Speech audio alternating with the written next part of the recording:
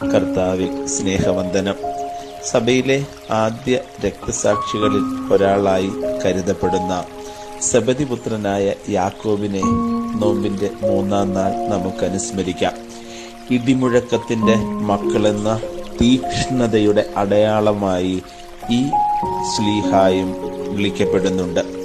യേശുതമ്പുരാന്റെ അമ്മയായ മറിയയുടെ സഹോദരി ശലോമിയുടെയും സബദിയുടെയും പുത്രനാണ് യാക്കോബെന്നും അദ്ദേഹത്തിന്റെ അമ്മ യേശുതമ്പുരാനോട് സ്വർഗസിംഹാസനത്തിന്റെ ഒരു പങ്ക് ചോദിച്ചതിനെ കുറിച്ചും വളരെ മനോഹരമായി വേദപുസ്തകം നമുക്ക് കാണിച്ചു തരുന്നുണ്ട്.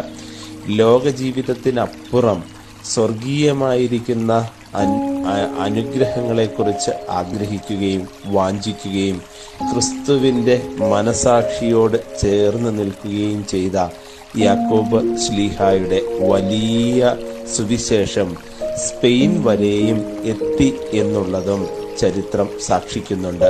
ആ ഒരു സാക്ഷ്യം നമുക്കും പങ്കുകാരായി തീരാം. യേശുതമ്പുരാന്റെ മനസ്സിനോട് ചേർന്ന് സ്വർഗീയമായ അനുഭവത്തിന് ഇടയാകട്ടെ. ദൈവകൃപയിൽ ജിൻസച്ചൻ.